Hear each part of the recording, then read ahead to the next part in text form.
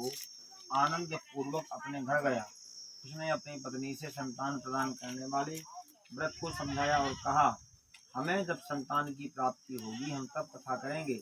इस प्रकार उसकी पत्नी ने अपने स्वामी से कहा। सूत जी महाराज कहते हैं, समय के साथ साथ उसकी पत्नी गर्भवती हुई। कलावती नाम की कन्या का जन्म हुआ और वह कन्या समय के साथ साथ बड़ी होने लगी।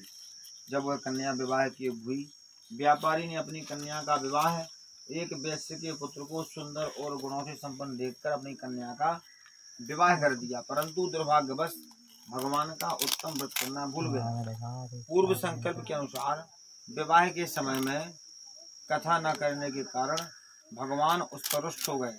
कुछ समय के पश्चात व्यापार क्रम में कुशल वह साधु वैश्य काल की प्रेरणा से अपने दामाद को साथ लेकर राजा चंद्रकेतु के राज्य में व्यापार करने के लिए गया।